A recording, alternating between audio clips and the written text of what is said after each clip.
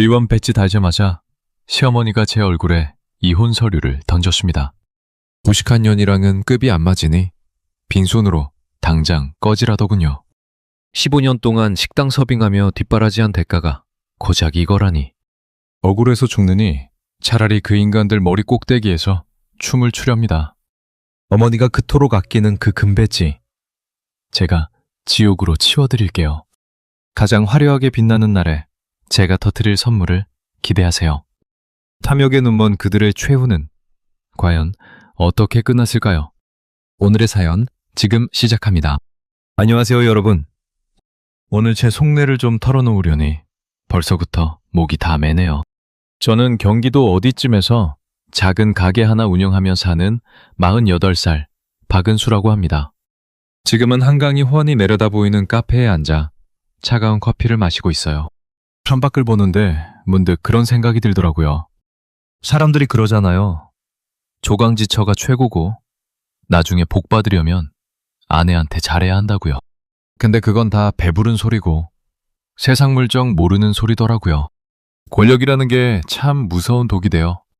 그 달콤한 독을 한 사발 들이켠 인간들에게 조강지처는요, 그저 나이가 빠져서 당장 쓰레기통에 던져야 할 헌 구두짝일 뿐이었습니다. 15년 동안 손톱 밑에 흙 들어가게 일하며 뒷바라지한 제 세월이 종이 한 장에 적힌 도장 하나로 부정당하는 이 기분, 가슴이 텅 빈 것처럼 시리고 씁쓸한 기분을 당신들은 상상이나 하실까요? 제 인생이 어디서부터 꼬인 건지 가만히 생각해보면 그건 아마 15년 전 그 좁아터진 단칸방에서 시작된 것 같아요. 그때 남편 진호는 돈 한 푼 없는 고학생 고시생이었고 저는 시장통에서 식당 서빙하며 번 돈으로 그 인간 뒷바라지를 시작했죠. 어느 날인가 비가 창문을 깨트릴 듯이 억수같이 쏟아지던 밤이었어요. 시어머니가 제 거칠어진 손을 덥석 잡으면서 눈물을 뚝뚝 흘리시더라고요. 은수야, 네가 우리 진호 사람 만들고 집안 일으킬 기둥이다. 내가 죽는 날까지 네 공은 절대로 잊지 않고 가슴에 새기마. 내 눈에 흙이 들어가는 한이 있어도 나는 무조건 네 편이다. 진호가 혹시라도 땀만 먹으면 내가 몽둥이 들고 나설 테니 걱정 마라. 그때 그 가증스러운 눈물에 제가 속아 넘어간 게 천추의 한이죠. 저는 그 말이 진짜인 줄 알고 제 친정엄마가 남겨주신 작은 상가까지 팔았어요. 그 돈 다 남편 공부시키고 시어머니 용돈 드리는데 쏟아부었거든요. 근데 남편이 고시에 딱 합격하고 나니까 사람이 참 묘하게 변하대요. 합격 축하한다고 제가 밤새 곰국을 끓여서 정성껏 대접했거든요. 그 귀한 한우뼈 사다가 기름 다 걷어내고 뽀얗게 차렸는데 시어머니가 국그릇을 보더니 인상을 팍 쓰면서 숟가락을 놓으시는 거예요. 은수야, 이제 진호도 나란 일 할 사람이라 급이 올라갔잖니. 이런 누런 냄새 나는 음식은 이제 좀 식탁에서 치워라. 우리 진호 이제 귀한 분들 만나고 다닐 텐데 집에서 이런 냄새 풍기면 되겠니? 너도 이제 네 말투랑 옷차림 좀 신경 쓰고 살아야 하지 않겠니? 어디 가서 진호 부인이라고 말하기 부끄럽지 않게 처신해라. 그때 제가 바보같이 웃으면서 네 어머니 알겠습니다 했거든요. 그게 지옥 같은 핍박의 시작인 줄도 모르고 말이에요. 남편이 정계에 입문하겠다고 선언하던 날은 더 기가 막혔어요. 선거 자금이 부족하니까 시어머니가 제 가게 수익금을 당연하다는 듯이 가져가시대요.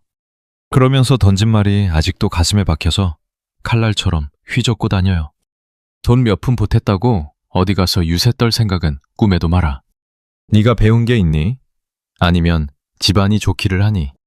그저 입 닫고 몸으로 때우는 게 우리 진호 돕는 길이다. 식당 일하느라 손마디 굵어진 거 봐라. 저 손으로 누구랑 악수를 하겠니?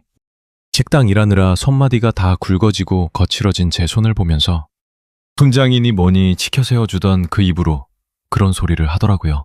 제가 너무 속상해서 시장통 돌며 명함이라도 돌리겠다고 했더니 시어머니가 제 얼굴을 빤히 보더니 코웃음을 쳐요.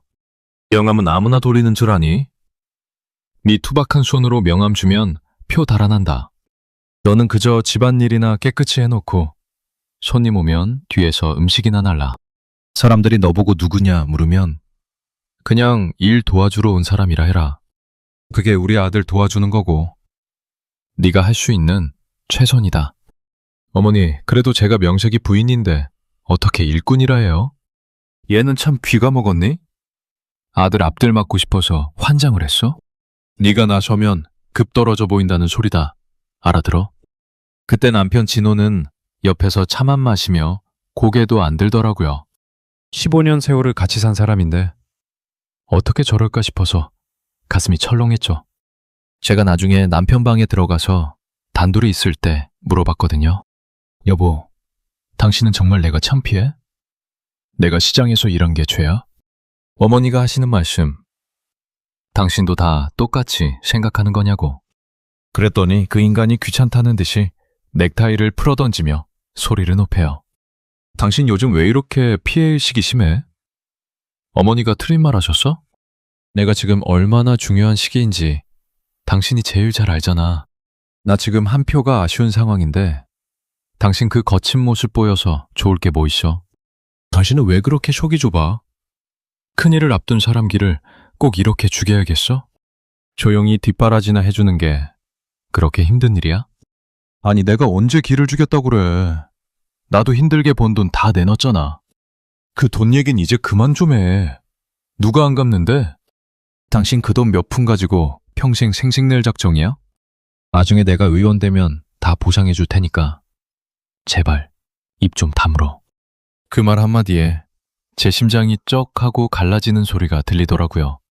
제가 번 돈으로 공부하고 제가 번 돈으로 선거 치르면서 저를 무슨 집안에 숨겨둔 죄인 취급을 하는 그 가식적인 모습들. 그때까지만 해도 저는 참고 살면 언젠가 알아주겠지 했어요. 무식하다 소리 들어도 내 남편 성공하면 그게 내 성공인 줄 알았죠. 근데 그게 얼마나 큰 착각이었는지 깨닫는 데는 오래 걸리지 않았습니다. 그 인간들이 권력이라는 금배지를 가심에 다는 순간 저는 그들에게 닦아 써야 할 더러운 오물 같은 존재가 되어버렸거든요. 15년 동안 제가 닦아온 그 길이 제 무덤이 될 줄은 정말 몰랐습니다. 하지만 어머니, 제가 무식해서 계산은 좀 느릴지 몰라도요. 받은 만큼 똑같이 돌려주는 법도는 시장통에서 확실히 배웠거든요. 그 지독한 기만과 핍박의 세월을 제가 어떻게 갚아줬는지, 눈 하나 깜짝 안 하고 그 인간들 나락으로 어떻게 밀어버렸는지 이제부터 하나씩 다 보여드릴게요. 남편이 선거판에 뛰어들고 나서는 제 하루가 어떻게 지나가는지도 모를 정도였어요. 새벽 4시에 일어나서 시장통 돌며 남편 이름 박힌 띠 두르고 인사드리고 다시 집으로 달려와서 시어머니랑 남편 먹을 보양식에 손님들 다과까지 차려냈죠. 발바닥에 불이 나고 무릎이 쑤셔서 잠자리에 누우면 끙끙 앓는 소리가 절로 났거든요. 근데 시어머니는 제 고생은 안중에도 없고 오직 자기 아들 귀한 줄만 알더라고요. 하루는 제가 너무 기운이 없어서 부엌 식탁에 잠깐 엎드려 있었거든요. 그걸 보고 시어머니가 다가오더니 제 등짝을 손바닥으로 찰싹 때리는 거예요. 연수야, 너 지금 팔자가 좋아서 낮잠 잘 때니? 진호는 밖에서 목이 터져라 연설하고 다니는데 너는 집구석에서 잠이 와? 어머니, 저 잠든 거 아니에요. 어지러워서 잠깐 눈만 감은 거예요. 어지럽긴 뭐가 어지러워. 배가 불러서 게으름 피우는 거지. 요즘 세상이 어떤데? 선거운동하는 마누라가 집에서 퍼져 있어? 저 새벽부터 시장 돌고 와서 방금 점심상 다 치운 거잖아요. 그게 네가 할 일이지. 생색은 무슨. 얼른 일어나서 남동생네 가봐라. 진호 고모네 집 수리한다는데 가서 청소 좀 도와주고 와. 자기가 할 일은 쏙 빼놓고 굳은 일은 다 저한테 떠넘기는데 정말 치가 떨리대요. 정작 자기 권리 챙길 때는 얼마나 발이 빠른지 아세요? 시어머니 본가 쪽 조카가 결혼한다고 하니까 제 가게 비상금까지 털어가더라고요. 현수야, 내 친정 조카가 이번에 검사 집안이랑 혼인을 한다잖니. 우리 가문 채통이 있지. 내가 빈손으로 갈 수는 없잖니. 어머니, 저 지난번에 선거 자금으로 드린 게 마지막이었어요. 이게 어디서 거짓말이야? 너 가게 서랍에 넣어둔 돈 내가 다 봤다. 그거 다음 달 가게 월세 내야 할 돈이에요. 제발 건드리지 마세요. 너는 참 속이 좁아서 큰일을 못해. 진호가 나중에 의원 되면 월세가 문제니? 일단 이거 가져가서 명품 가방이라도 하나 사줘야 내 면이 서지. 결국 제 월세 돈 가져가서 생전 본 적도 없는 조카한테 큰 소리 떵떵 치고 오대요. 그러면서 정작 제 친정 쪽 일에는 어땠는지 아세요? 제 남동생이 이번에 작은 식당 하나 개업한다고 해서 화분이라도 하나 보내려 했거든요. 그걸 눈치채고 시어머니가 제 앞을 딱 가로막고 서더라고요. 너 지금 네 남동생 가게에 돈 보낼 생각하는 거 아니지? 어머니 돈 보내는 게 아니라 화분 하나만 보내려는 거예요. 화분은 무슨? 진호 선거가 코앞인데 처가 식구들 챙길 정신이 있어? 사람들이 보면 뭐라고 하겠니? 의원 후보가 처가에 돈 쏟는다고 소문나면 어쩔 거야? 아니 화분 하나 보내는 게 소문날 일인가요? 제 동생이잖아요. 너는 그게 문제야. 공과 사를 구별 못하고 가족 타령이나 하고 진호 앞길 막으려고 작정하지 않은 다음에야 그럴 수 없다. 네 친정 식구들은 그냥 숨죽이고 있어주는 게 도와주는 거야. 제 친정 식구들을 무슨 전염병 환자 취급하면서 입도 뻥긋 못하게 하더라고요. 제가 너무 서러워서 눈물이 핑 돌아 남편한테 하소연을 좀 했죠. 여보, 어머니가 너무하신 거 아니야? 내 동생 개업식에 화분도 못 보내게 하셔. 당신 조카 결혼식에는 내 월세 돈까지 가져가서 가방 사주셨는데 말이야. 그랬더니 남편이라는 인간이 저를 아주 정신병자 보듯이 쳐다보는 거예요. 연수 씨, 당신 정말 왜 그래? 요즘 왜 이렇게 피해의식에 쩔어 살아? 어머니가 당신 나쁘라고 그러시는 거야? 다 내 이미지 생각해서 그러시는 거지? 이미지가 중요해도 그렇지. 내 동생은 가족 아니야? 너무 차별하시잖아. 차별은 무슨? 당신이 지금 예민해서 모든 걸 삐뚤게 보는 거야. 어머니가 얼마나 합리적인 분인데 당신을 이유 없이 괴롭히겠어. 당신이 평소에 잘했어 봐. 어머니가 그러시겠냐고. 내가 뭘 그렇게 잘못했는데. 나 잠도 못 자고 당신 뒷바라지 하잖아. 그건 당연히 해야 할 일이고. 그걸 가지고 자꾸 생색내니까 어머니가 싫어하시는 거야. 앞으로 한 번만 더 어머니 험담하면 나 정말 가만 안 있어. 당신은 참 사람이 무식해서 그런지 대화가 안 통해. 그만해. 남편의 그 차가운 눈빛과 말투에 제 가슴이 갈갈이 찢어지는 것 같았어요. 분명히 제가 잘못한 게 없는데도 어느새 제가 이상한 사람이 되어 있더라고요. 시어머니랑 남편이 한통속이 되어서 저를 구석으로 몰아넣고 조금만 서운해해도 예민한 년, 속 좁은 년이라며 손가락질을 해대는데 그 지옥 같은 가스라이팅 속에서 제가 제정신으로 버틴 게 기적이죠. 시어머니는 옆에서 거들며 너 같은 애 걷어준 우리 진우한테 감사하며 살아라. 너 어디 가서 이런 대접받고 살 줄 아니? 의원 부인 소리가 가당키나 해? 라며 제 자존감을 아주 바닥까지 짓밟아 뭉개버리더라고요. 겉으로는 화려한 의원 후보 부인인 척 시장 바닥을 누볐지만 제 속은 이미 시커멓게 타서 재만 남은 상태였어요. 그래도 저는 믿었어요. 남편이 당선만 되면 다 나아질 거라고. 남편이 성공하면 시어머니도 제 진심을 알아주실 거라고 믿었던 제가 세상에서 제일 가는 멍청이였다는 걸 그때는 정말 꿈에도 몰랐습니다.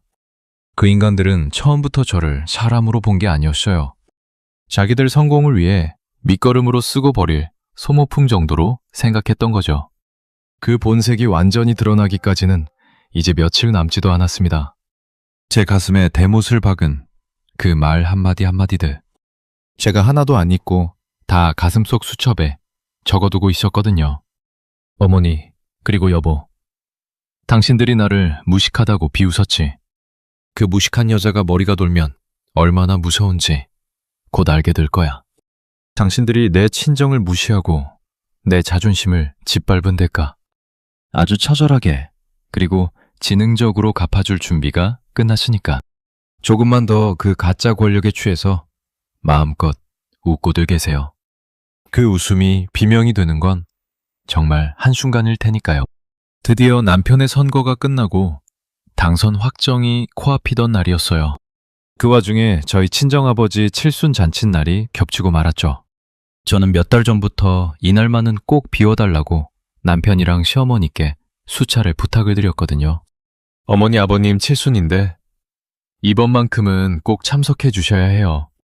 남들 보기에도 그렇고 사돈어른 잔치에 사위랑 안사돈이 빠지면 되겠어요? 그때만 해도 시어머니는 걱정 마라. 내가 설마 사돈어른 잔치에 안 가겠니? 라며 웃으시더니 막상 잔칫날 당일 아침이 되니까 안색을 싹 바꾸고 밑밥을 깔기 시작하시더라고요. wen수야, 내가 어제부터 편두통이 너무 심해서 도저히 못 일어나겠다. 진호도 오늘 당선인 확정 모임이 있어서 시청에 가야 한다는데 어쩌니? 아니 어머니 잔치 시작이 낮 12시인데 잠깐만 얼굴 비추시면 되잖아요. 얘는 참... 나 아픈 거 안 보이니? 그리고 진호는 이제 나란 일 할 몸이야. 시골 구석까지 가서 기름 냄새 맡으며 앉아있을 시간이 어딨니? 남들이 보면 바쁜 당선인이 처가잔치나 챙긴다고 흉본다. 결국 남편은 얼굴도 안 비추고 시어머니는 잔치 시작 10분 전에야 나타나셨어요. 그것도 명품 옷을 쫙 빼입고 오셔서는 시골 일가 친척들 보란듯이 코를 막으시더군요. 아이고 사돈어른 축하드려요. 근데 여기는 왜 이렇게 공기가 탁하니? 우리 진호는 너무 바빠서 제가 대신 왔어요. 다들 이해하시죠? 우리 아버지는 그저 사위 바쁜 게 좋은 거라며 허허 웃으시는데 제 가슴은 이미 갈기갈기 찢겨서 피눈물이 흐르는 것 같았습니다. 그러더니 시어머니가 가방에서 봉투 하나를 꺼내 저희 아버지 손에 쥐어주시더라고요. 사돈어른 우리 진호가 마음이 쓰여서 특별히 챙긴 거예요. 무식한 집안이라 이런 거 구경도 못 해보셨을 텐데 요긴하게 쓰세요. 저는 그래도 사위가 당선됐다고 두둑한 용돈이라도 넣은 줄 알았죠.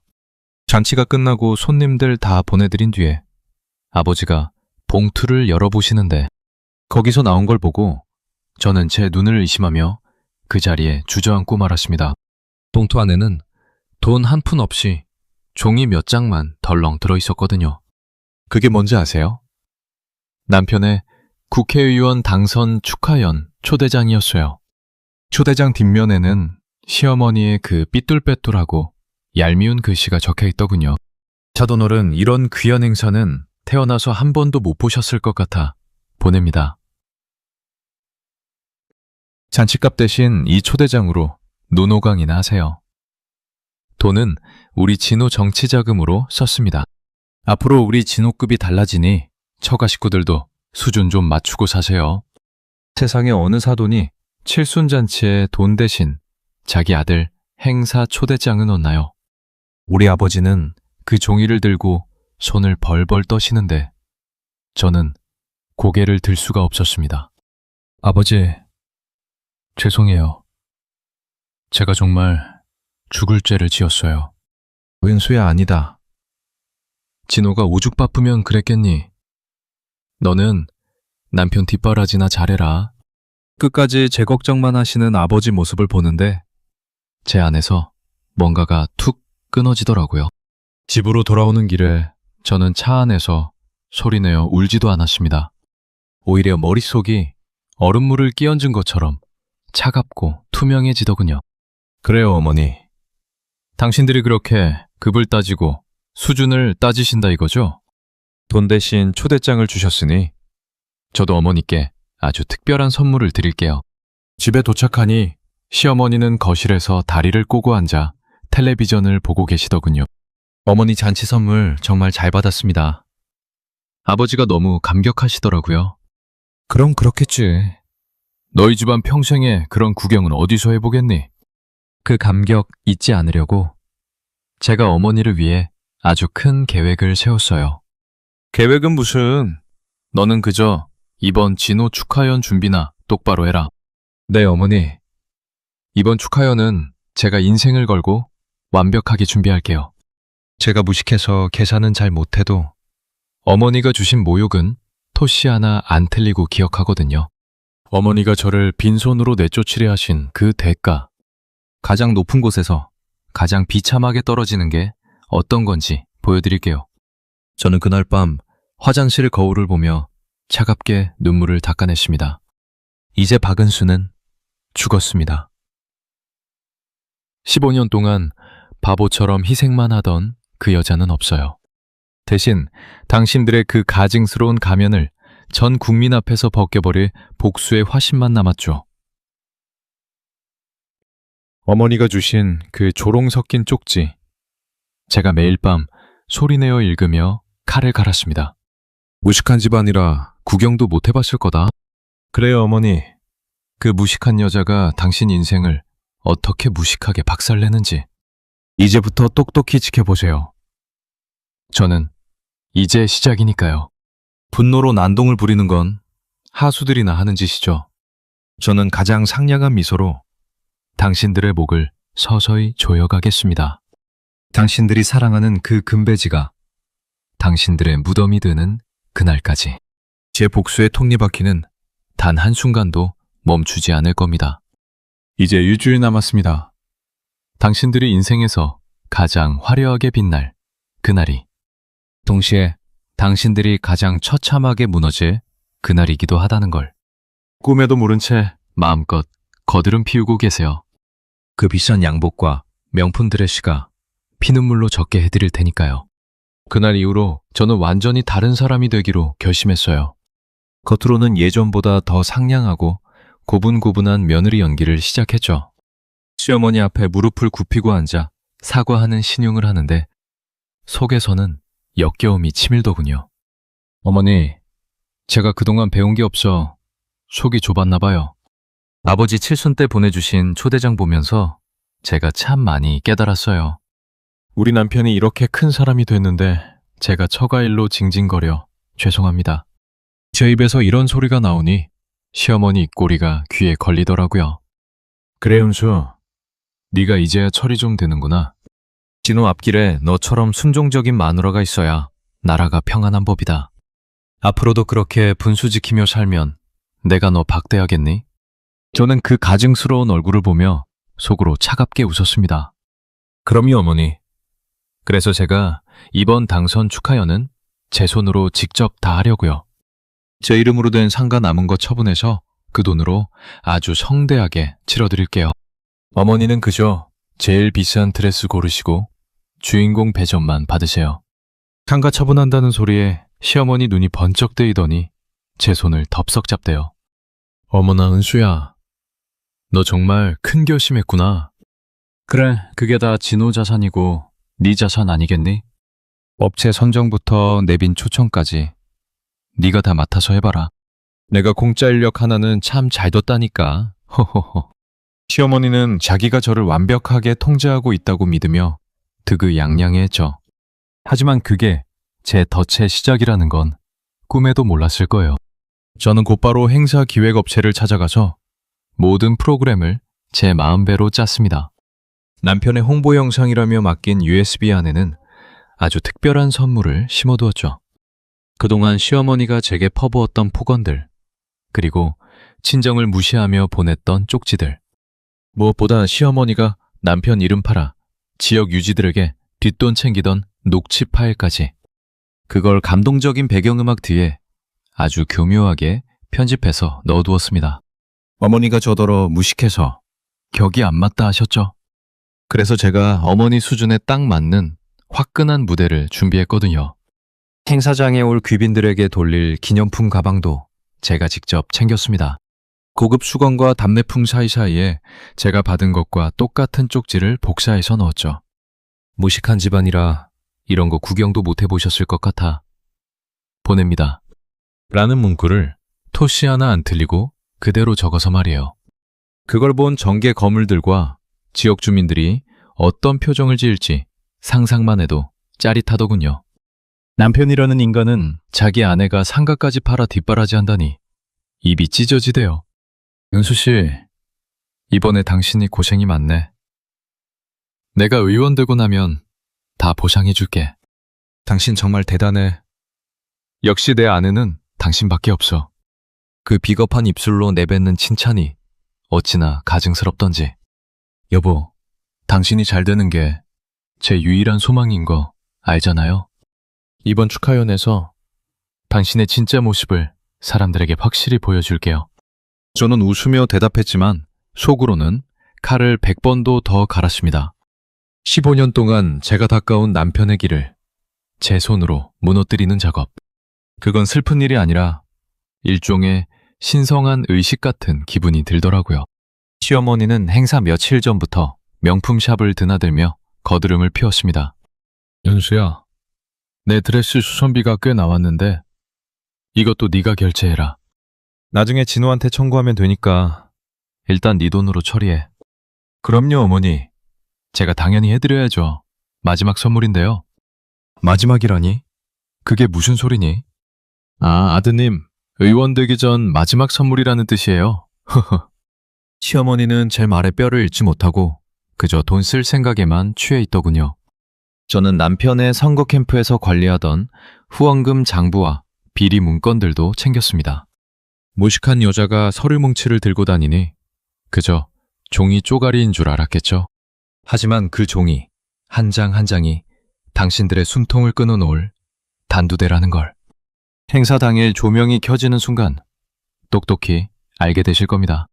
당신들이 내 친정아버지 가슴에 대못을 박으며 비우셨을 때 저는 당신들의 영광을 가장 비참한 추락으로 바꿀 준비를 마쳤습니다. 이제 무대는 다 꾸며졌고 배우들도 입장 준비가 끝났네요.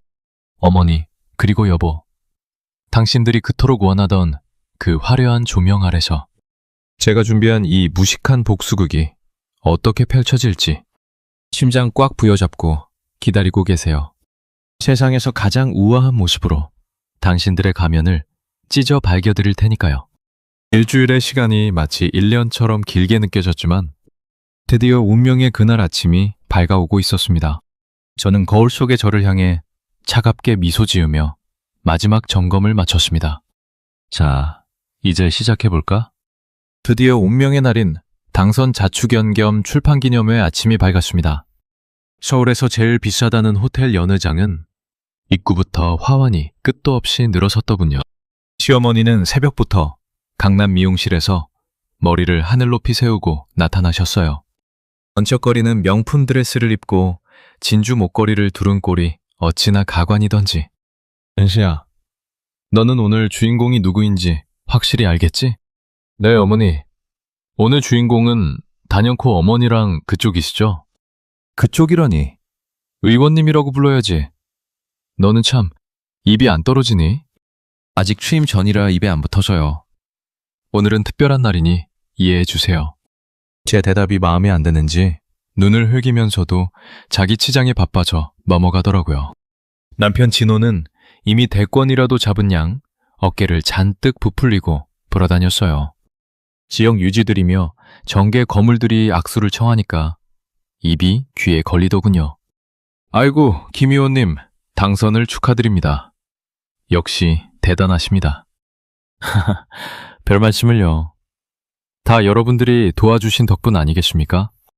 그 비겁한 인간은 15년 동안 제가 시장통 누비며 번 돈으로 공부한 건 싹 잊어놓나 봐요. 자기 실력으로 이 자리에 온 줄 착각하며 거드름 피우는 꼴이 참 가잣더라고요. 시어머니는 연회장 로비에서 자기 동창들 모아놓고 허세를 부리기 시작했어요. 우리 진호가 워낙 효자라 나를 이렇게 대접해주네. 여기 호텔 대관료가 얼만데 이걸 다 우리 며느리가 냈잖아.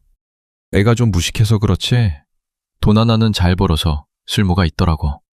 무수리처럼 일 잘 시키면 이렇게 편한 세상이 오는데 너희도 며느리 잘 길들여라. 그 소리를 바로 옆에서 듣고 있던 제 심정이 어땠을까요? 예전 같으면 가슴이 무너졌겠지만 그날은 오히려 차가운 쾌감이 느껴졌어요. 그래요, 어머니. 마음껏 떠드세요. 그게 당신 마지막 자랑일 테니까요. 시어머니 일행은 제가 지나갈 때마다 대놓고 호구 취급을 하며 면박을 줬어요. 예, 은수야. 손님들 물이 떨어졌는데 뭐하고 서 있니? 의원 부인이면 센스 있게 미리미리 챙겨야지. 그렇게 멍하게 있으면 어떡해. 너는 이런 화려한 자리에 안 어울리니까 구석에서 사고나 치지 마라. 시어머니 친구 한 명이 제 옷차림을 훑어보더니 비웃음을 날리더군요. 최 여사네 며느리는 참 검소하기도 해라. 이런 자리에 저런 옷을 입고 오고. 애가 원래 좀 시골스러워.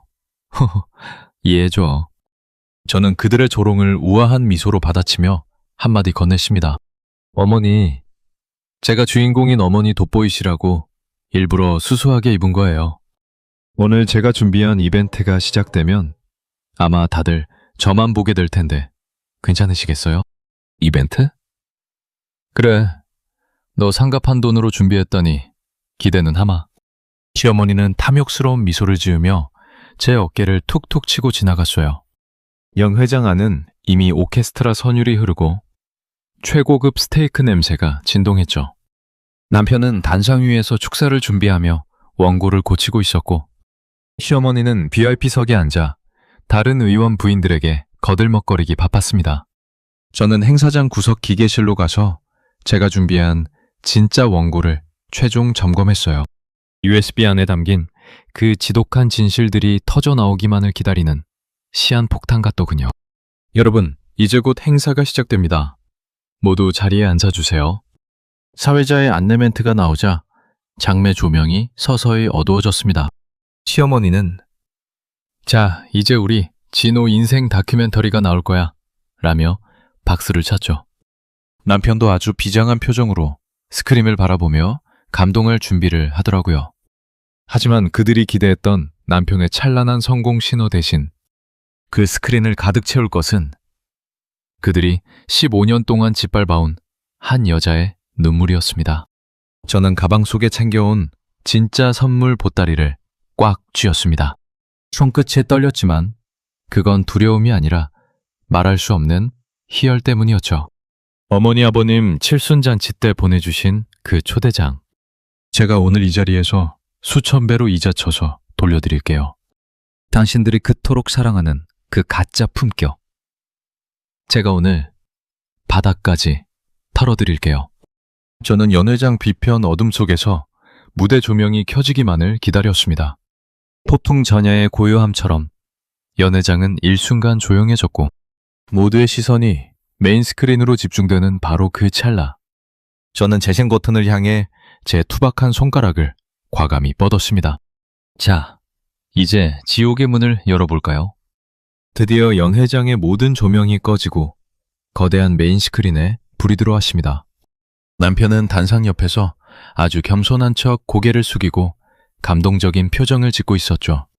시어머니는 맨 앞줄 상석에 앉아 저기 우리 진호 나온다 며 옆사람 옆구리를 찔러대더군요. 하지만 스크림에 뜬 건 남편의 잘생긴 얼굴이 아니라 시커먼 바탕에 붉은 글씨였습니다. 국회의원 김진호와 그 어머니 최명자의 진짜 얼굴을 공개합니다. 장내의 일순간 찬물을 끼얹은 듯한 정적이 흘렀고 여기저기서 웅성거림이 터져나왔어요. 곧이어 스크린 가득 시어머니의 목소리가 연회장 스피커를 찢을 듯 울려 퍼졌습니다. 은수야, 무식한 년은 의원 부인 자격이 없어. 너는 그저 일꾼으로나 살아. 돈 몇 푼 보탰다고 유세 떨지 마라. 네 투박한 손으로 명함 주면 표 달아난다. 시어머니가 제 가게 비상금을 빼돌리며 비웃던 그 적나라한 음성들이었죠. 시어머니는 사색이 되어 자리에서 벌떡 일어났고 남편은 굳어버린 채 스크린만 봤습니다. 이거 뭐야? 당장 꺼. 어떤 놈이 이런 장난을 치는 거야? 남편이 비명을 질렀지만 영상은 멈추지 않고 다음 장면으로 넘어갔습니다. 그건 바로 저희 아버지 칠순잔치 때 시어머니가 보낸 그 초대장 쪽지였어요. 무식한 집안이라 이런 거 구경도 못 해보셨을 텐데 눈요기나 하세요. 라는 시어머니의 필체가 커다랗게 확대되어 화면을 가득 채웠습니다. 내빈석에 앉아있던 정계 거물들과 지역 유지들이 경악하며 입을 가리더군요. 세상에, 사위라는 사람이 장인 칠순에 돈 대신 초대장을 보냈다고? 저 시어머니라는 사람 정말 무서운 사람이네. 겉으론 고상한 척하더니 시어머니는 얼굴이 불락불락해져서 단상 위로 뛰어 올라가려 했습니다. 이거 다 조작이야. 우리 며느리 저 미친년이 꾸민 짓이라고요. 저는 그때 유유히 무대 중앙으로 걸어나갔고 조명이 저를 비추었습니다. 제가 마이크를 잡자 시어머니가 제 뺨을 때리려고 손을 번쩍 치켜들더군요. 하지만 저는 예전의 바보 같은 은수가 아니었기에 그 손목을 단번에 낚아챘습니다. 어머니, 수많은 눈이 보고 있는데 품위는 지키셔야죠. 이 무식한 년아, 네가 감히 우리 진호 앞길을 막으려고 작정을 했구나. 제가 무식해서 어머니가 가르쳐주신 대로 감동 이벤트 좀 준비해봤는데 어떠세요? 아버님이 받으신 초대장보다 100배는 더 감격스러우시죠? 시어머니는 분을 못 이겨 씩씩거리며 바닥에 주저앉아 발을 구르기 시작했습니다. 너 미쳤구나. 네가 우리 집에 해준 게 뭐가 있다고, 이 난동이야. 제가 해준 게 없다고요? 15년 식당 일하며 번 돈으로 공부시키고 상가까지 판 게 누군데? 그 돈은 네가 주어서 갖다 바친 거지. 무식한 년. 걷어준 값이라고 생각 안 해? 그 추악한 본색이 마이크를 타고 연회장 구석구석까지 생생하게 중계되었습니다. 남편은 제 옷소매를 잡으며 낮게 으르렁거렸습니다. 은수씨, 제발 그만해. 나 지금 당장 매장 당하는 꼴 보고 싶어? 이미 늦었어. 당신이 내 친정 무시하고 방관할 때 우리 인연은 끝났으니까. 저는 남편의 손을 차갑게 뿌리치고 내 빈속을 향해 다시 마이크를 고쳐주었습니다. 여러분, 저기 앉아 계신 당선인과 그 어머니의 실체를 똑똑히 보십시오. 뒤로는 며느리 돈 뜯어내고 앞으론 고상한 척하며 뒷돈 챙기던 사람들입니다. 제가 무식해서 법은 몰라도 사람 귀한 줄 모르는 인간들은 확실히 압니다. 연회장은 아수라장이 되었고 기자들의 카메라 플래시가 번쩍이며 터져나가십니다. 시어머니는 이제 이성을 잃고 제 머리채를 잡으려 들며 온갖 욕설을 퍼부었죠. 하지만 그럴수록 사람들의 시선은 경멸로 가득 찼고 남편의 정치 생명은 끝이 났습니다. 가장 화려한 주인공이 되고 싶어 했던 그들의 꿈이 산산조각 나는 순간 저는 15년 만에 처음으로 가슴속이 뻥 뚫리는 시원함을 느꼈습니다. 어머니, 이제 시작일 뿐이에요. 당신이 뱉은 그 무식이라는 화살, 당신 심장에 그대로 꽂히게 해드릴 테니까 똑똑히 지켜보세요. 저는 아수라장이든 연회장을 뒤로하고 무대를 유유히 내려왔습니다. 제 뒤로 시어머니의 비명과 남편의 허망한 외침이 메아리치고 있었지만 저는 단 한 번도 뒤돌아보지 않고 당당하게 행사장 문을 열어줘 줬습니다. 세상에서 가장 무식하게 당했던 여자가 가장 똑똑하게 복수한 순간이었습니다. 행사장을 빠져나가려는데 뒤에서 남편이 헐떡거리며 제 팔을 붙잡더군요. 연수씨, 너 정말 미쳤어? 지금 이 자리 사람들이 누군데 이래? 당신 이거 수습 안 하면 우리 다 죽어. 당장 가셔. 기계 오작동이라고 말해. 저는 남편의 번들거리는 눈을 똑바로 쳐다보며 차갑게 비웃어줬습니다.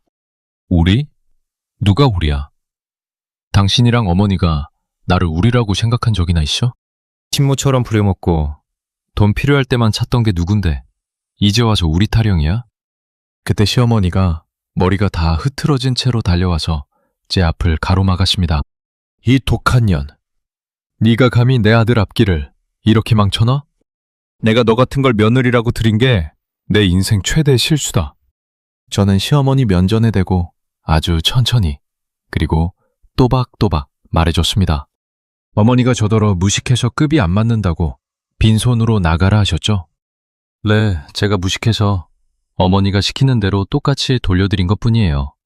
돈 대신 초대장 받은 우리 아버지 마음이 어땠을지 이제 좀 감이 오세요? 이게 어디서 사대질이야? 네가 감히 누구한테 훈계지르니?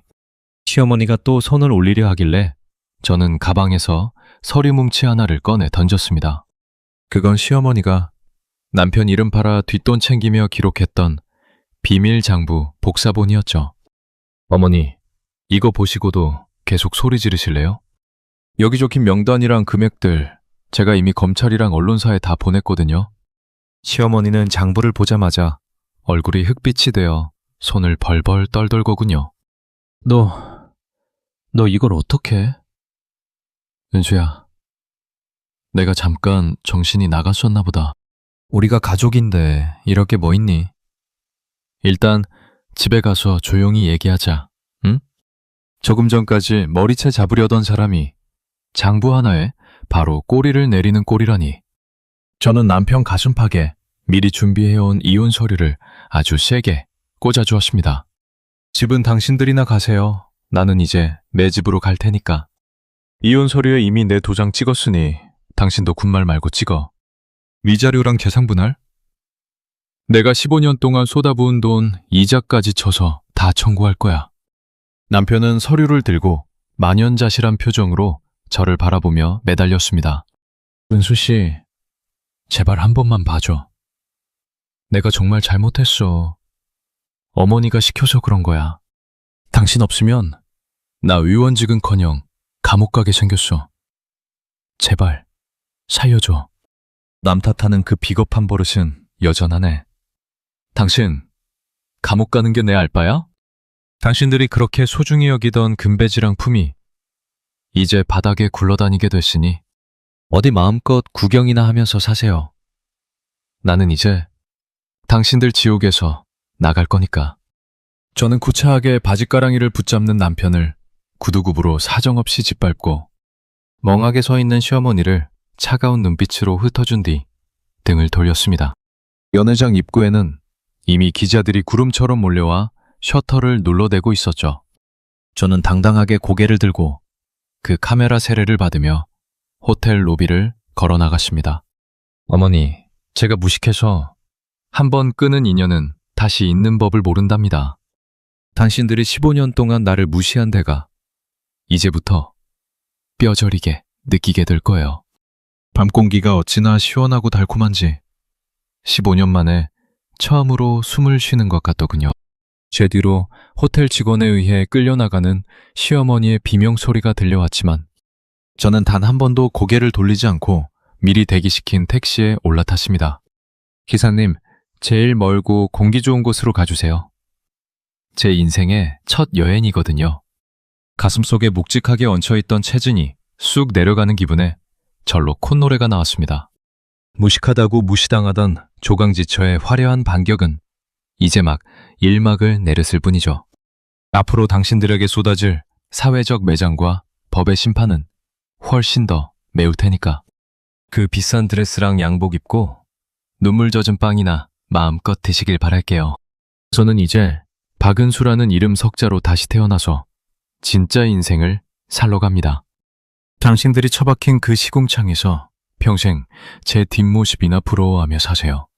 잘 가요. 나의 끔찍했던 15년. 그리고 나의 위선자대.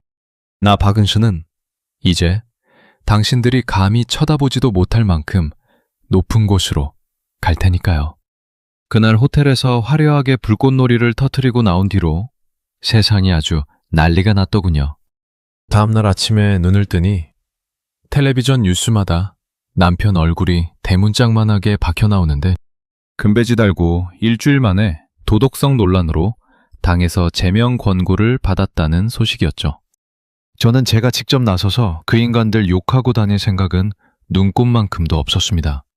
원래 소문이라는 건 제가 내는 것보다 남의 입을 빌리는 게 훨씬 더 매운 법이거든요.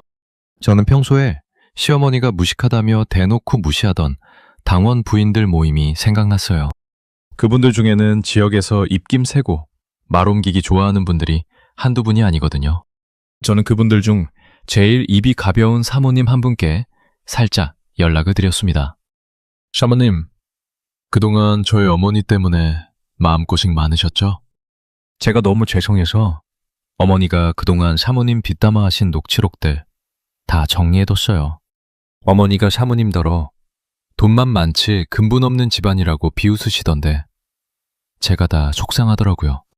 그 사모님은 녹취록을 듣더니 얼굴이 불그락푸르락해져서 당장 동매방매 퍼뜨리더군요. 아니 세상에. 최 여사, 그 여자가 뒤에서 내 욕을 그렇게 하고 다녔단 말이야? 자기는 뭐 대단한 집안인 척하더니 며느리 돈 뜯어다가 호의호식한 주제에 순식간에 시어머니는 그 우아한 사모님들 모임에서 영구 제명된 건 물론이고 그동안 시어머니가 거들먹거리며 다녔던 백화점 문화센터며 단골 미용실까지 어디를 가나 저 여자가 그 독한 시어머니라며 하는 수군거림이 쏟아졌습니다. 시어머니는 이제 얼굴을 들고 밖을 돌아다닐 수가 없는 투명 인간 신세가 된 거죠. 남편도 상황은 마찬가지였어요. 비리장부가 터지니 검찰 조사가 시작됐고 그동안 남편 옆에서 알랑방구 끼던 측근들도 저런 사람이랑 같이 일 못한다며 하나둘씩 등을 돌리고 남편을 무슨 역병 환자 취급하며 멀리하더라고요. 그 인간들 휴대전화에는 하루에도 수천 통씩 비난 문자가 쏟아졌을 거예요. 그 와중에 제 휴대전화로도 남편과 시어머니한테서 연락이 빗발치더군요. 시어머니는 처음엔 너 이럴 수 있니? 가족끼리 정이 있지? 라며 회유를 하더니 제가 대꾸도 안 하니까 본색을 드러내며 협박 문자를 보내기 시작하대요. 네가 감히 우리 집안을 이렇게 망쳐놔? 너 법 무서운 줄 모르는구나. 당장 그 장부 조작이라고 기사 안 내면 내 손에 너 죽고 나 죽는 줄 알아라. 저는 그 문자를 보며 소리내어 크게 한번 웃어주고는 바로 스팸 차단을 눌렀습니다. 어머니, 아직도 상황 파악이 안 되시나 본데 이제 법은 당신이 무서워해야죠. 남편이라는 인간은 더 가관이었어요. 새벽마다 술 취해서 전화를 걸어대는데 은수야, 내가 정말 잘못했어. 나 의원직만 유지하게 해주면 당신 발 닦아주며 살게. 나 지금 당에서 쫓겨나면 빚더미에 앉아. 제발 나 좀 살려줘, 응? 그 비굴한 목소리를 들으니 15년 동안 제가 사랑했던 남자가 맞나 싶어 헛구역질이 났죠. 여보, 당신이 나를 무식한 년이라고 무시할 때 내 가심이 어땠을지 생각해봐. 당신이 빚쟁이가 되든 길바닥에 나앉든 이제 나랑은 상관없는 일이야. 당신이 그토록 원하던 그 금배지 이제 감옥 갈 때나 차고 가시든가. 저는 남편의 번호까지 영구 차단해버리고는 침대에 누워 아주 편안하게 잠을 청했습니다. 시어머니가 단톡방에서 온갖 사람들에게 손가락질 당하며 울분을 터뜨리고 남편이 직장 상사와 동료들에게 외면당해 사무실 구석에서 짐을 싸는 풍경. 직접 보지 않아도 눈앞에 선하게 그려지니 이보다 더 큰 사이다가 어디 있겠어요. 당신들이 내 친정 식구들을 전염병 취급하며 사회적으로 고립시켰던 그 고통. 이제는 당신들이 온몸으로 받아낼 차례니까 천천히 음미하며 느껴보세요. 저는 이제 남들이 수근거리는 소리에 귀 기울일 필요도 없고 누구의 눈치를 보며 굽신거릴 필요도 없는 자유로운 몸이 되었으니까요. 사회적 매장이라는 게 이렇게나 무섭고 처절한 건지 이제야 좀 아시겠나요? 품위와 명예를 목숨보다 아끼던 당신들에게는 이보다 더한 형벌은 없을 거예요. 하지만 이건 시작일 뿐이에요. 당신들이 우리 친정집 문턱에 뿌렸던 그 모욕, 제가 훨씬 더 찰진 방식으로 갚아드릴 마지막 한 방이 남아있거든요. 그때까지 그 텅 빈 집에서 거울이나 보며 당신들의 추악한 얼굴이나 매일 확인하세요. 당신들을 아는 세상 모든 사람이 이제 당신들을 비웃고 있으니까요. 저는 이제 당신들이 보낸 그 지옥 같은 시간을 털어내고 가장 눈부시게 빛나는 모습으로 세상 앞에 다시 서려고 합니다. 당신들의 추락이 제게는 가장 아름다운 비엔이 되는 이 기막힌 현실. 마음껏 원망하고 마음껏 아파하세요. 그래야 제 마음이 더 시원할 것 같으니까요. 검찰 조사다 뭐다 해서 집구석에 가압류 딱지가 붙고 남편 의원직까지 날아가니까 그 기세등등하던 시어머니랑 남편이 결국 갈 곳이 없었나 보더라고요. 세상 천지에 고개 들 곳이 없으니 마지막으로 찾아온 게 우리 친정집이었어요.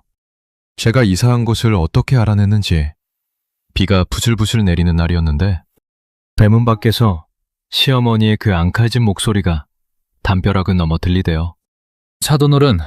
사돈어른 안에 계신 거 다 압니다. 제발 문 좀 열어보세요. 우리 진호가 죽게 생겼어요. 의주가 마음 돌리게 사돈어른이 말 좀 해주세요. 예전 같으면 아버지가 깜짝 놀라 버선발로 뛰어나가셨겠지만 그날은 저희 아버지도 제 남동생도 이미 마음을 단단히 먹고 계셨죠. 제가 인터폰으로 밖을 보니까 시어머니는 명품 백 대신 검은 비닐봉지를 들고 남편은 어깨가 축 처진 채 비에 젖어 꼴이 말이 아니더라고요. 남동생 철수가 먼저 대문을 박차고 나가더니 시어머니 앞에 딱 섰습니다. 누구신데 남의 귀한 집 대문 앞에서 이렇게 상스럽게 소리를 지르십니까? 아이고 철수야, 나다 네 형수, 시어머니. 우리 사이에 왜 이리 박하니? 형수요? 우리 누나는 진작에 당신네 집에서 호적 파였고 이혼 도장 찍었습니다. 어디서 근본도 없는 남남이 와서 가족 타령을 하고 앉아 계세요? 시어머니는 철수의 서슬퍼런 기세에 당황해서 제 남편 진호를 앞세우더군요. 진호야, 너도 장인어른께 무릎 꿇고 빌어라, 얼른. 남편이 털썩 무릎을 꿇으며 장인어른, 제발 은수랑 얘기 좀 하게 해주십시오. 라며 울먹이는데 그때 우리 아버지가 대문 안에서 천천히 걸어 나오셨어요. 아버지 손에는 시어머니가 예전에 칠순잔치 때 보냈던 그 재활용 리본들이 들려 있었죠. 사돈, 아니 최 여사님, 이거 기억나십니까?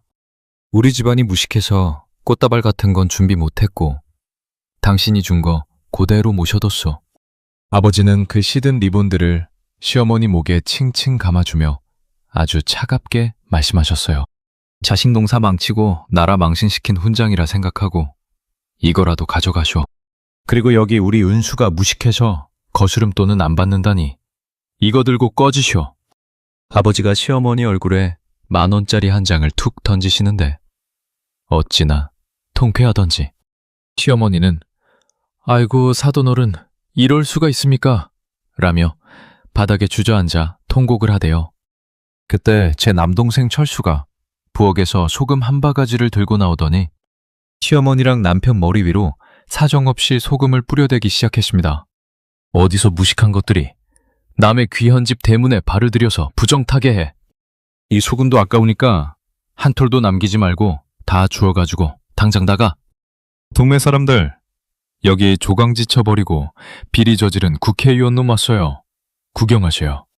철수가 동매방매 소리를 지르니까 담장 너머로 이웃들이 하나둘 고개를 내밀더군요.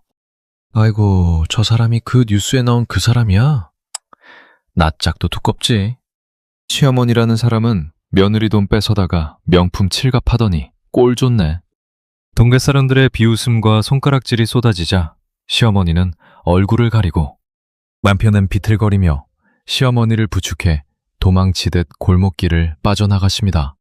비에 젖어 미끄러운 길바닥에 시어머니가 과당하고 자빠지는데 그 모습이 어찌나 우스꽝스러운지 철수랑 저랑 배꼽을 잡고 웃었네요. 어머니, 소금값은 안 받을 테니 다신 오지 마세요. 무식해서 법대로 할 거니까. 철수의 마지막 일갈이 골목길에 메아리 치는데 제 속이 다 시원하더라고요. 예전에 우리 아버지 잔치 때 그들이 했던 모욕을 토시 하나 안 틀리고 그대로, 아니 몇 배로 이자 쳐서 돌려주니 이제야 발 뻗고 잘 것 같았습니다. 성격 따지던 사람들이 길바닥에서 소금새를 맞으며 구경거리가 된 그 모습. 당신들이 내 친정 식구들을 급 안 맞는 사람 취급하며 무시했던 대가예요. 이제야 좀 평등해진 것 같지 않나요? 아니, 당신들은 이제 우리보다 훨씬 밑바닥이죠. 고개 숙이고 도망가는 당신들의 뒷모습을 보며 저는 결심했습니다. 내 소중한 가족을 지키기 위해서라도 나는 다시는 예전처럼 약해지지 않겠다고요. 소금에 젖어 엉망이 된 당신들의 자존심. 다시는 회복하지 못할 만큼 짓밟아드렸으니 이제는 당신들이 그토록 무시하던 그 무식한 시골 구석 근처에도 오지 마세요. 저희는 이제 당신들 같은 쓰레기 치우고 깨끗하게 새 출발할 테니까요. 오늘 뿌린 소금이 당신들의 그 추악한 욕심을 조금이라도 씻어냈길 바라지만 글쎄요. 당신들 같은 인간들은 소금물에 절여져도 정신 못 차릴 게 뻔하겠죠. 그럼 뭐 어쩌겠어요. 평생 그렇게 짠내 나는 인생이나 살아가시는 수밖에요. 우리 가족의 웃음소리가 골목 가득 퍼지는 동안 당신들의 비명은 빗소리에 묻혀 사라졌습니다. 이게 바로 당신들이 말하던 그 잘난 인과응보라는 겁니다. 똑똑히 기억하세요. 그 일들이 폭풍처럼 휩쓸고 지나간 지도 벌써 꽤 시간이 흘렀네요. 세상이 참 공평하다는 걸 저는 요즘 매일 아침 눈 뜰 때마다 느낀답니다. 여러분은 그 인간들 소식이 궁금하시죠? 제가 굳이 들여다보지 않아도 소문이라는 게 바람을 타고 제 귀까지 들어오더라고요. 남편이었던 그 김진호라는 인간은요, 의원직 박탈은 기본이고 선거법 위반에 뇌물수수 혐의까지 줄줄이 사탕으로 엮였대요. 그 좋던 강남 아파트며 외제 차며 싹 다 경매로 넘어가고 이제는 알거지 신세가 됐다더군요. 지금은 서울 변두리 어디 다 쓰러져가는 고시원 단칸방에서 지낸다는데 그 인간이 젊어서 고시 공부하던 시절로 아주 제대로 돌아간 셈이죠. 끼니마다 편의점 도시락 하나 사들고 들어가서 컵라면이랑 같이 먹으며 매일같이 법원으로 재판받으러 다니느라 얼굴이 반쪽이 됐다더라고요. 그 잘난 금배지 달고 어깨 힘주던 모습은 어디 가고 이제는 굽실거리며 선처를 빈다니 15년 동안 조감지처가 차려준 따뜻한 밥상, 발로 차버린 대가를 톡톡히 치르는 중인 거죠. 시어머니 최 여사님은 더 기가 막힌 근황이 들려오대요. 그 우아한 척 품격 따지던 양반이 이제는 요양보호사 자격증 따서 일을 시작했대요. 근데 그 독한 성질머리가 어디 가겠어요. 가는 곳마다 노인분들이랑 싸우고 소리를 지른대요. 내가 국회의원 어머니였던 사람이야. 나를 감히 누구랑 비교해? 라며 거들먹거리다가 사흘도 못 가서 쫓겨나기를 반복한답니다. 이제는 동네에서 미친 할머니 소리 들으며 폐지 줍는 노인들 틈에서도 따돌림을 당해서 공원 벤치에 혼자 앉아 멍하니 하늘만 보고 있다니 참 꼴 좋지 않나요? 명품 가방 대신 비닐봉지 들고 다니는 그 모습이 당신이 말하던 그 잘난 격인가 봐요. 반면에 저는요, 요즘 정말 꿈만 같은 하루하루를 보내고 있답니다. 재산 분할로 되찾은 제 피 같은 돈이랑 위자료 싹 다 긁어 모아서 남편 뒷바라지하며 시장통에서 배운 그 억척스러운 수완으로 사업을 시작했거든요. 제가 차린 작은 케이터링 업체가 입소문이 나더니 이제는 눈코 뜰 새 없이 바빠졌어요. 어제는 제가 고생만 하신 우리 엄마랑 아버지를 모시고 제일 큰 백화점에 갔거든요. 아버지가 에스컬레이터 타면서도 은수야, 비싼데 왜 오냐? 며 제 손을 꼭 잡으시는데 제가 웃으면서 아버지, 이제 걱정 마세요. 제가 다 해드릴게요. 라고 말씀드렸죠. 아버지는 칠순 때 그 모욕을 겪으시고도 한마디 원망 안 하셨던 분이잖아요. 그 보답으로 제가 세상에서 제일 비싼 맞춤 양복 한 벌 해드리고 현금 뭉치 두둑하게 넣은 봉투를 손에 쥐어드렸더니 아버지가 끝내 우시더라고요. 은수야, 네가 정말 고생 많았다. 이제는 남 눈치 보지 말고 화려하게 살아라. 누구의 마누라도 누구의 며느리도 아닌 우리 딸 박은수로만 살아라. 그 말씀 한마디에 15년 묵은 제 가슴속 응어리가 봄눈 녹듯이 사르르 녹아내리더군요. 동생 철수도 옆에서 누나, 우리 누나가 최고다!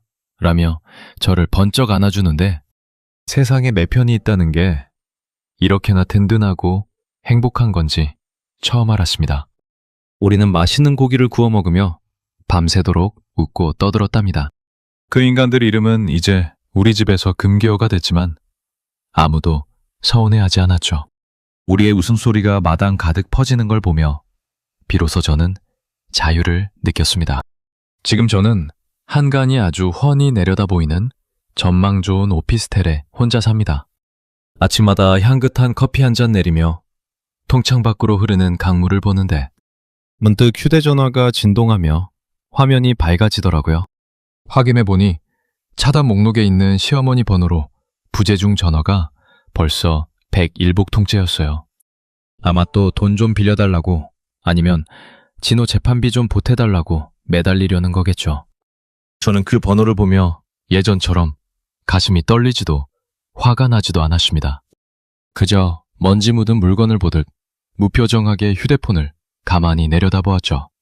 어머니, 무식한 저는요, 한번 쓰레기통에 넣은 건 절대 다시 안 뒤져본답니다. 당신들이 짓밟았던 제 자존심, 이제는 세상 그 무엇보다 단단하게 세워졌거든요. 당신들이 처박힌 그 어두운 구덩이에서 평생 제 성공하는 모습이나 지켜보세요. 저는 아주 우아하게 손가락 하나로 그 번호를 아예 영구 삭제해버렸습니다. 그리고는 거울 앞에 서서 제 자신에게 아주 예쁜 립스틱을 선물했죠. 여러분, 조강지처라는 이름으로 참는 게 미덕인 시대는 이제 끝났습니다. 참으면 병이 되고 화가 되지만 이렇게 제대로 갚아주면 보약이 되더라고요. 남의 인생 귀한 줄 모르고 헌신을 이용해 먹으려는 인간들에게는 자비가 아니라 가장 차가운 복수가 최고의 정답이라는 걸 제가 몸소 보여드렸죠. 지금 혹시라도 저처럼 남편이나 시댁 식구들 등살에 숨죽여 우는 분들 계신가요? 절대 기죽지 마세요. 당신은 누구보다 귀하고 아름다운 사람입니다. 당신을 무시하는 그 인간들이 무식한 거지. 참아주는 당신이 바보인 게 아니거든요. 이제는 당신의 목소리를 내고 당신의 인생을 찾으셔야 합니다. 저 박은수의 사이다 복수극은 여기서 마치지만 제 진짜 행복은 이제부터 시작입니다. 긴 이야기 들어주셔서 감사하고 여러분 모두 속 시원한 하루 보내세요. 여러분의 인생도 장미꽃보다 더 화사하고 아름답게 피어나게 진심으로 응원합니다. 다음에 더 화끈하고 짜릿한 소식으로 찾아뵐 테니까 그때까지 안녕히 계세요. 오늘 밤은 여러분도 저처럼 아주 편안하고 달콤한 잠을 청하시길 바랄게요. 내 인생의 주인공은 바로 나라는 걸 절대 잊지 마세요. 긴 이야기 끝까지 들어주셔서 정말 감사합니다. 오늘 제 사연 들으면서 여러분 속이 조금이라도 시원해지셨을까요? 사실 저도 예전에는 참는 게 이기는 거고 내 가정이 최고인 줄로만 알았답니다. 하지만 내 진심을 짓밟고 가족의 자존심까지 건드리는 사람들에게 더 이상 자비를 베푸는 건 나 자신에 대한 학대라는 걸 이제야 깨달았어요. 여러분도 혹시 마음속에 남들이 모르는 응어리 하나쯤 품고 계시진 않나요? 그걸 억지로 사귀지 마시고 제 사연처럼 시원하게 털어버리셨으면 좋겠습니다. 인생의 주인공은 다른 누구도 아닌 바로 나 자신이라는 걸 절대 잊지 마세요. 저 박은수도 이제는 남의 그림자가 아닌 제 이름 석자로 당당하게 빛나보려 합니다. 오늘 밤은 그동안 고생한 여러분의 손을 스스로 꼭 한번 잡아주세요. 그동안 참 고생 많았다고, 그리고 앞으로는 더 행복해질 자격 충분하다고 말이에요. 여러분의 가정에도 늘 웃음꽃만 피고 제 복수극보다 더 통쾌한 행운만 가득하게 빌겠습니다. 조금이라도 속이 풀리셨다면 구독과 좋아요로 이 언니 응원 한 번만 해주세요. 저는 더 기가 막히고 속 시원한 사이다 사연 준비해서 금방 다시 돌아오겠습니다. 밤이 깊었는데 여러분 모두 세상에서 제일 달콤하고 편안한 꿈 꾸시길 바랄게요. 내일 아침에는 오늘보다 훨씬 더 눈부신 태양이 여러분을 반겨줄 거예요. 지금까지 제 사연 들어주셔서 진심으로 고맙습니다. 여러분 모두 건강하시고 진심으로 살아갑니다. 그럼 다음 시간에 또 웃으며 만나요. 안녕히 계세요.